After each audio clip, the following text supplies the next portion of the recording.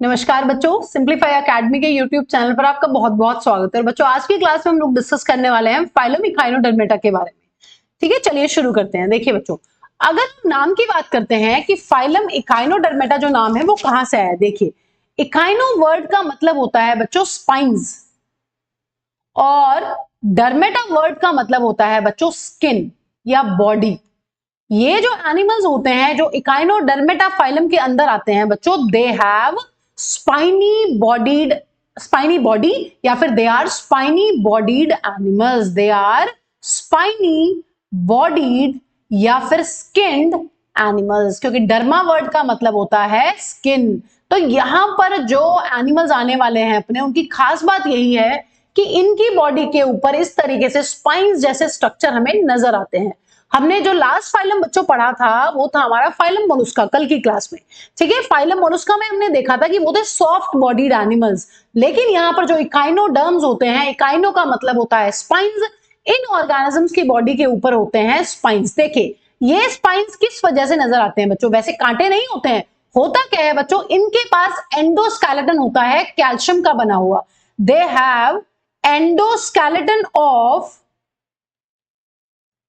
Calcareous ossicles. Calcareous ossicles, देखिए अगर हम यहां पर इस डायग्राम को बहुत ध्यान से देखें, ये डायग्राम किसका है बच्चों, ये डायग्राम है अपना स्टार फिश का। Let me change the colour, यहां पर क्या है, ये है अपनी स्टार फिश। ठीक है, स्टार फिश है बच्चों। और स्टार फिश को अगर हम ध्यान से देखें, कितनी बाजू है इसकी, 1 2 3 एंड 4 एंड 5। और इसका साइंटिफिक नेम क्या होता है, साइंटिफिक नेम होता है एस्ट्रियाज। एस्ट्रियाज ये स्टारफिश का जो है बच्चों, ये होता है अपना साइंटिफिक नेम। देखिए अगर यहां पर आप स्टारफिश की बॉडी को एनालाइज करो तो आप देख पा रहे होंगे कि यहां पर हल्का हल्का कुछ ऐसे उठा हुआ है। ये देख रहे हैं, ये स्ट्रक्चर्स दिख रहे हैं आपको गोल गोल इस तरीके से, मैं इन पे सर्कल्स बना रही हूँ।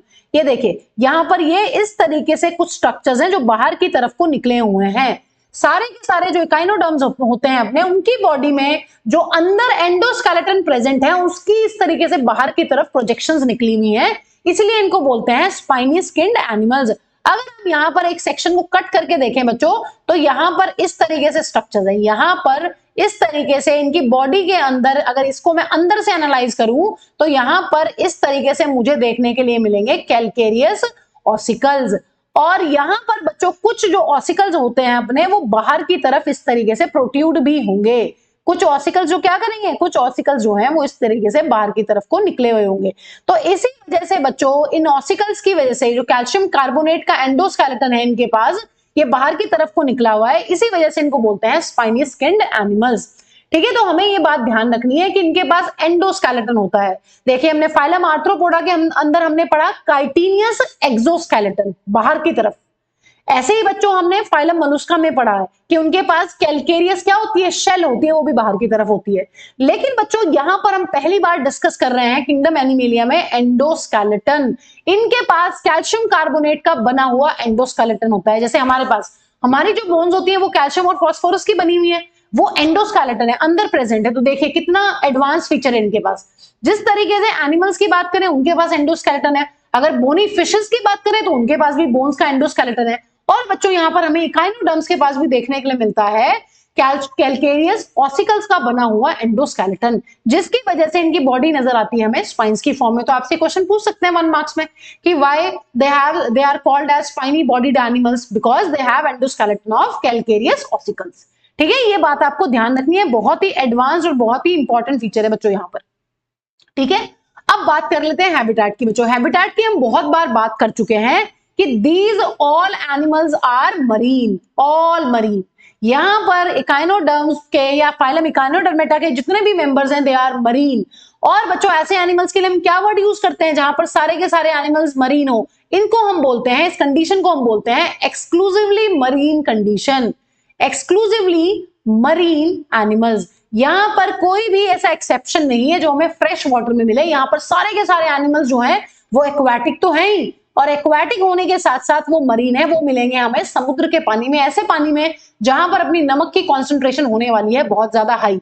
ऐसे कौन कौन से फाइलम्स बच्चों हमने पढ़े हैं, हमें ये 3 चीजें याद रखनी है। हमने पढ़ा है फाइलम टीनोफोरा जो है वो एक्सक्लूसिवली मरीन है, फाइलम इकाइनोडर्मेटा जो है वो अपना एक्सक्लूसिवली मरीन है। और बच्चों नेक्स्ट फाइलम जो हम लोग पढ़ेंगे जिसका नाम है अपना फाइलम हेमिकॉर्डेटा, उसके भी सारे के सारे मेंबर्स जो हैं वो होते हैं अपने exclusively marine and worm like.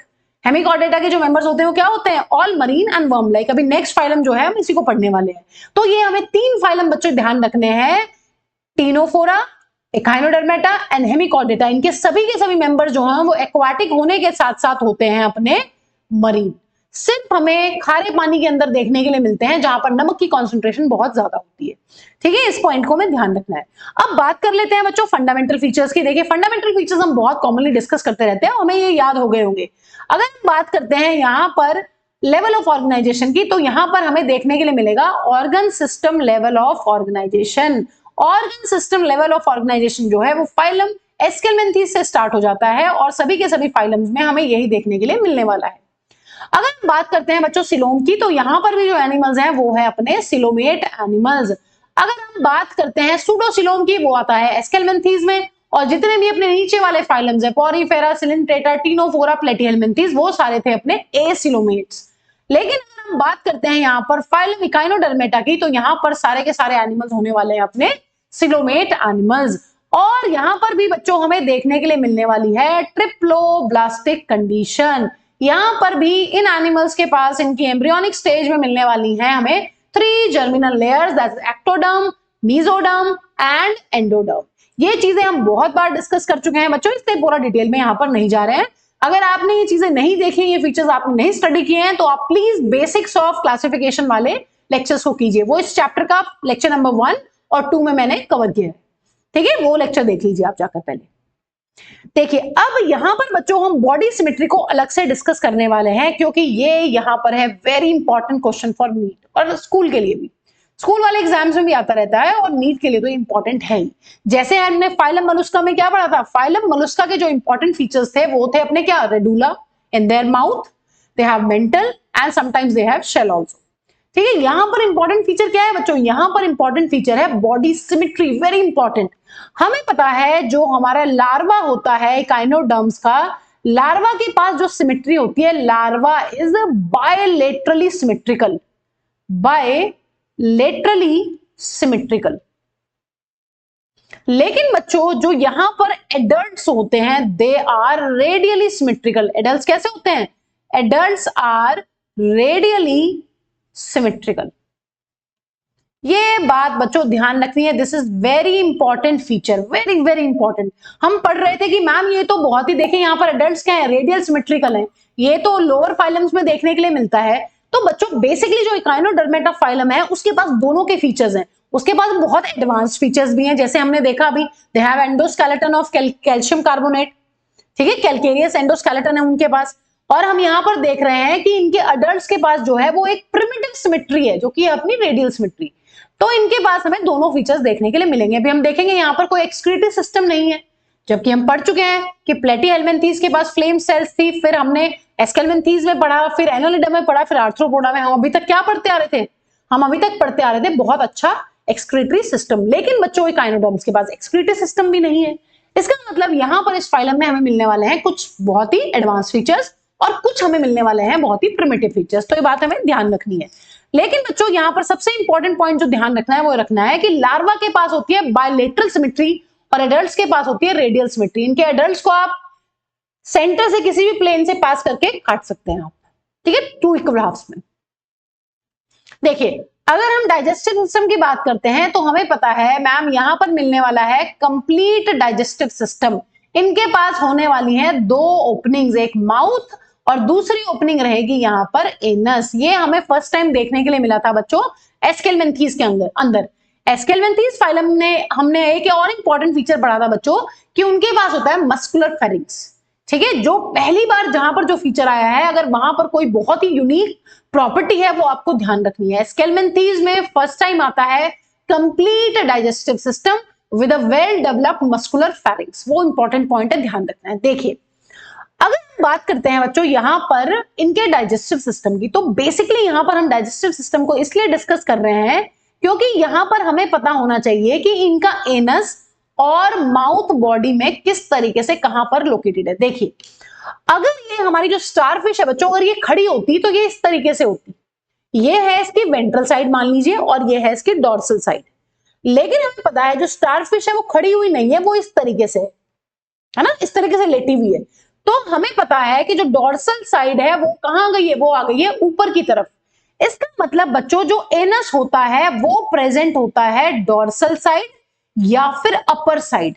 Upper side पर इकाइनोडर्म्स का, अगर मैं स्पेशली स्टारफिश की बात करूं, अगर हम किसी स्टारफिश को इस तरीके से ऊपर से टच करते हैं तो इसका मतलब है हम उसके एनस को टच कर रहे हैं। डॉर्सल और अपर साइड पर प्रेजेंट होता है स्टारफिश का एनस। और अगर माउथ की बात करते हैं तो माउथ तो वेंट्रल साइड पे है, तो माउथ कहां चला गया है, माउथ चला गया है नीचे की तरफ। इसका मतलब वेंट्रल साइड पर प्रेजेंट होता है माउथ, या फिर हम लिख सकते हैं लोअर साइड।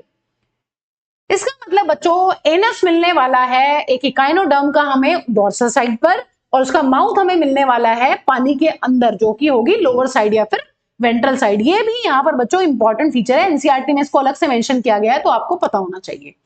ठीक है, अब नेक्स्ट बात करते हैं बच्चों मोस्ट इंपॉर्टेंट फीचर ऑफ पूरे के पूरे एनिमल किंगडम का, मोस्ट इंपॉर्टेंट। जब हमने पॉरीफेरा पढ़ा था तो मैंने आपको बताया था कि बच्चों ये बहुत इंपॉर्टेंट फीचर है, क्योंकि यहां पर अपने दो एनिमल्स है, देखिए दो फाइलम है। अगर हम फाइलम पॉरीफेरा की बात करते हैं तो इनके पास हमें देखने के लिए मिलता है वाटर कैनाल सिस्टम, ठीक है, और यहां पर फाइलम इकाइनोडर्मेटा में बच्चों हमें देखने के लिए मिलता है वाटर वैस्कुलर सिस्टम। ये ध्यान रखना है। देखिए अभी मैं आपको वाटर वैस्कुलर सिस्टम पूरा डिटेल में समझा रही हूं यहाँ पे इस डायग्राम की हेल्प से। आपको लगेगा कि मैम यहाँ पर तो बहुत सारी कैनाल है, तो इसका नाम वाटर कैनाल सिस्टम भी हो सकता है, लेकिन ऐसा नहीं है बच्चों। वाटर कैनाल सिस्टम हमें देखने के लिए मिलता है फाइलम पॉरीफेरा के अंदर, हमें ध्यान रखना है। और वाटर वैस्कुलर सिस्टम जो है वो हमें देखने के लिए मिलता है फाइलम इकाइनोडर्मेटा के अंदर। ये बहुत ही इंपॉर्टेंट फीचर है, आपको ध्यान रखना है, it is very very important. ठीक है, देखिए अगर हम यहाँ पर वाटर वेस्कुलर सिस्टम को बच्चों एक्सप्लोर करते हैं तो हम स्टारफिश का ही एग्जांपल ले लेते हैं। देखिए यहाँ पर एक स्टारफिश की जो हमने ये ऊपर की साइड दिखा रखा है, बेसिकली यहाँ पर क्या किया हुआ है, एक स्टारफिश को इस तरीके से सेक्शन कट करके दिखाया हुआ है। तो यहाँ पर मान लीजिए ये डॉर्सल साइड है और यहाँ पर नीचे की तरफ होने वाली है बच्चों इसकी वेंट्रल साइड। ठीक है, अगर हम डॉर्सल साइड की बात करते हैं तो डॉर्सल साइड पर यहाँ पर एक ओपनिंग प्रेजेंट होती है जिसके अंदर बहुत सारे पोर्स होते हैं बच्चों। इस ओपनिंग को हम लोग बोलते हैं बच्चों मैड्रीपोराइट। मैड्रीपोराइट एक ओपनिंग होती है, वैसे ही आपकी बुक में पूरा एक्सप्लेन करके नहीं दिया गया है, लेकिन बच्चों अगर हमें यहाँ पर वाटर वेस्कुलर सिस्टम के फंक्शन समझने हैं तो हमें ये स्ट्रक्चर आना चाहिए कि यहाँ पर किस तरीके से पानी का फ्लो होता है इनके अंदर, ये हमें पता होना चाहिए। देखिए अगर हम बात करते हैं एक स्टारफिश की, हमें पता है स्टारफिश की एक थिकनेस भी होती है, तो यहाँ पर एक ओपनिंग प्रेजेंट होती है जिसको बोलते हैं मैड्रीपोराइट। मैड्रीपोराइट एक ऐसा स्ट्रक्चर है बच्चों स्टारफिश के अंदर, उसके बॉडी के अंदर, जिसके पास होते हैं बहुत सारे पोर्स जिनके अंदर से पानी एंटर करता है। हमें पता है स्टारफिश कहाँ रहती है, पानी के अंदर रहती है, तो यहां से पानी एंटर करेगा और यहां से पानी एंटर करके जाता है बच्चों अपना एक कैनाल में, जिस कैनाल को हम लोग बोलते हैं स्टोन कैनाल। तो पहले पानी एंटर करता है कहां से, मैड्रीपोराइट से, फिर पानी जाता है अपना एक स्टोन कैनाल के अंदर, और स्टोन कैनाल से बच्चों जो है वो पानी फ्लो करता है इस तरीके से इस कैनाल के अंदर। और हमें पता है ये जो कैनाल है ये लग रही है हमें रिंग शेप्ड, आप देख सकते हैं कैसी है बच्चों, ये गोल है बिल्कुल रिंग की तरह, तो इस कैनाल का नाम होता है रिंग कैनाल। इसका मतलब आपको ये सीक्वेंस पता होना चाहिए ताकि आप फंक्शंस को बहुत इजीली देख पाए। मैड्रीपोराइट में पानी जाएगा, उसके बाद पानी जाएगा स्टोन कैनाल के अंदर, स्टोन कैनाल से जो है वो पानी जाता है अपना रिंग कैनाल में, और रिंग कैनाल के बाद फाइनली जो है वो वाटर एंटर करता है इस तरीके से। जो हमारी स्टारफिश की आर्म्स हैं इनके अंदर, सभी के सभी आर्म्स के अंदर इस तरीके से लेटरल जो है वो निकलती हैं कैनाल्स, इनका नाम है बच्चों अपना रेडियल कैनाल, है ना। ये क्या है, इस तरीके से स्टारफिश की बॉडी और ये जो आर्म्स है, इन आर्म्स के कैसे जा रही है, रेडियली, इसलिए इन कैनाल्स का नाम होता है रेडियल कैनाल्स। तो यहां पर अब पानी जो है अपना वो एंटर कर चुका है इस तरीके से रेडियल कैनाल्स के अंदर। तो हमें सीक्वेंस क्या ध्यान रखनी है, सबसे पहले एक स्टारफिश की बॉडी में, किसी भी इकाइनोडर्म की बॉडी में पानी कहां आता है बच्चों, मैड्रीपोराइट, फिर आता है स्टोन कैनाल के अंदर, स्टोन कैनाल से वो आता है रिंग कैनाल के अंदर, और रिंग कैनाल से फाइनली पानी जाता है अपना रेडियल कैनाल्स के अंदर। अब देखिए बच्चों, जब रेडियल कैनाल में पानी घुसता है तो उसके साथ आप देख सकते हैं ये इस तरीके से यहाँ पर कुछ स्ट्रक्चर्स अटैच्ड है जिनकी शेप ऐसी है, ये इस तरीके से। इन स्ट्रक्चर्स को बोलते हैं बच्चों हम लोग ट्यूब फीट। तो फाइनली जो है वो पानी एंटर करता है अपना ट्यूब फीट के अंदर। फाइनली वाटर कहां एंटर करता है? ट्यूब फीट के अंदर। और इन ट्यूब फीट पे, ये ट्यूब फीट है बच्चों, इनकी जो ओपनिंग्स हैं ये उसकी वेंट्रल साइड पर है। ये जो ट्यूब फीट है कहां खुलती है? वेंट्रल साइड पर खुलती है। इसका मतलब यहां से पानी आने वाला है अपना बाहर।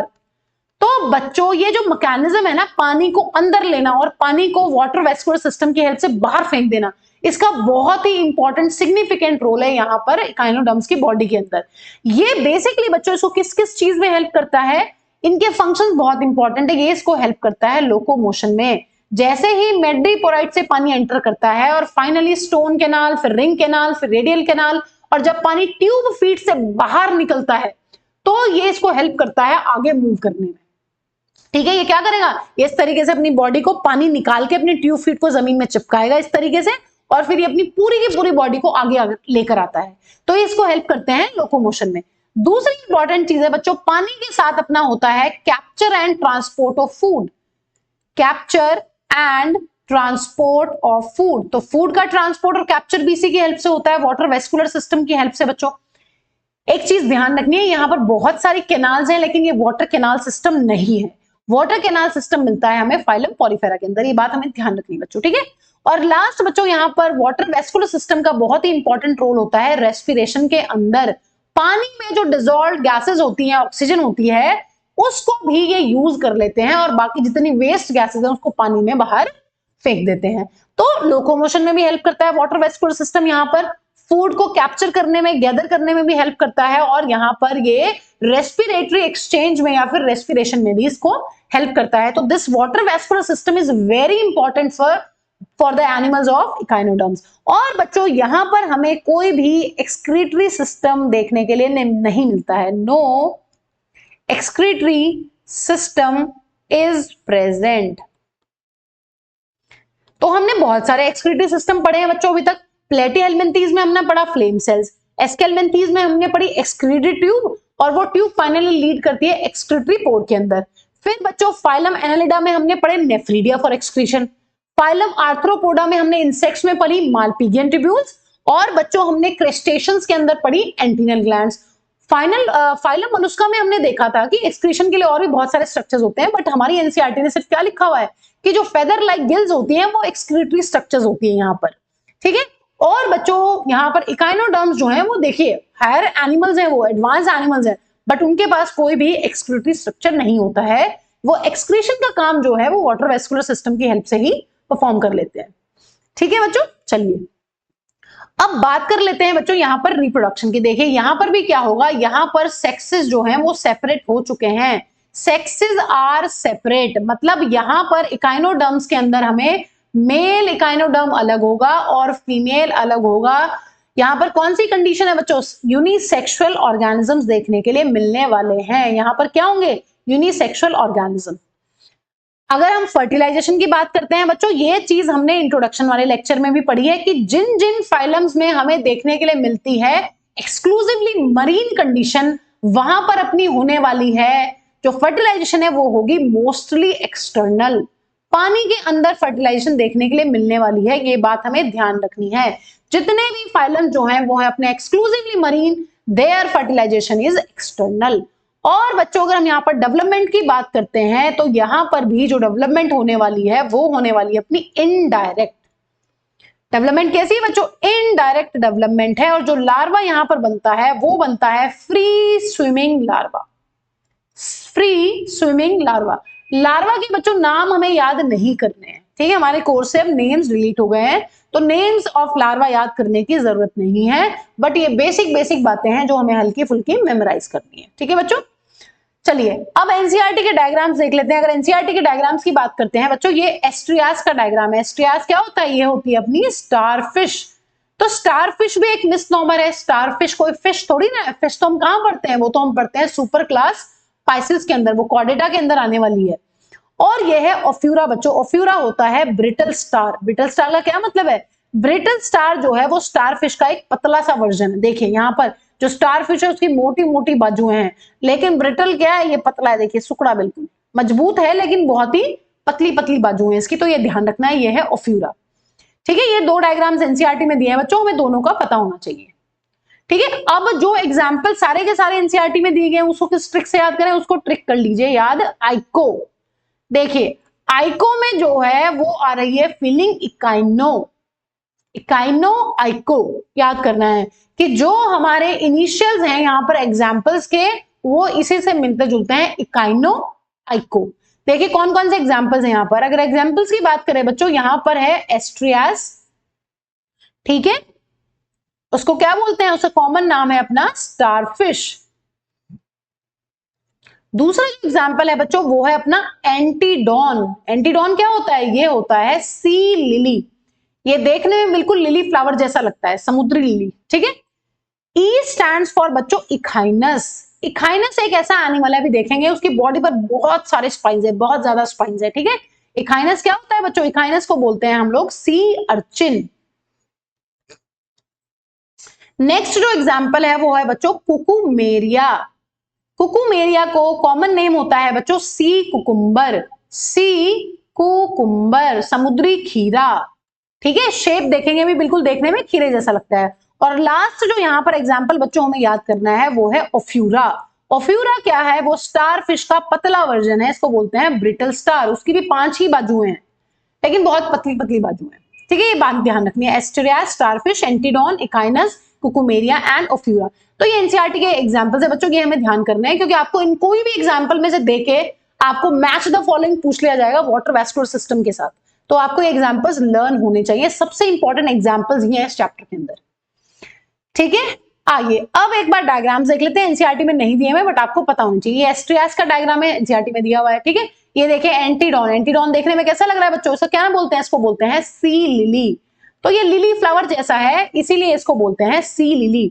अब यहाँ पर इकाइनस जो है वो बेचारा, इकाइनस जो होता है इसको क्या बोलते हैं, इकाइनस का जो कॉमन नेम होता है वो होता है अपना सी अर्चिन। देखिए कितने कांटे हैं इसकी बॉडी पे, इसकी बॉडी पे कितने ज्यादा स्पाइन्स हैं, जो एंडोस्केलेटन है वो बाहर की तरफ प्रोट्यूड हो गया है बहुत ज्यादा।